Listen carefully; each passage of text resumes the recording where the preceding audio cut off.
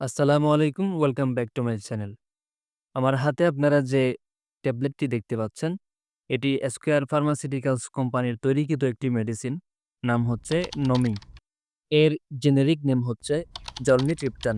মূলত মাইগ্রেনজনিত মাথা ব্যথা দূর করতে জলমিট্রিপটান ব্যবহার করা হয়। জলমিট্রিপটান NSAID না হওয়ার কারণে এর ব্যবহারের ফলে কিডনি বিকলের কোনো সম্ভাবনা থাকে না। যে সমস্ত ব্যক্তিরা মাইগ্রেনজনিত মাথা ব্যথায় কষ্ট পাচ্ছেন, তারা চাইলে এই মেডিসিনটি ব্যবহার করতে পারেন। যে সমস্ত ব্যক্তিরা কিডনি, লিভার বিকল হওয়ার ভয়ে পেইন কিলার গ্রহণ করতে চান না, তাদের জন্য নমি হতে পারে দারুণ একটি পছন্দ। তবে প্রথমে আপনাকে জানতে হবে আপনার ব্যথা মাইগ্রেনজনিত কিনা। মাইগ্রেনজনিত ব্যথার লক্ষণ হচ্ছে এই ব্যথাটা মাথার যেকোনো এক পাশে হবে এবং ব্যথার মাত্রাটা খুব বেশি হবে এবং আপনি ফিল করবেন যে আপনার মাথার মধ্যে ধপ, ধপ, ধপ, ধপ শব্দ হচ্ছে।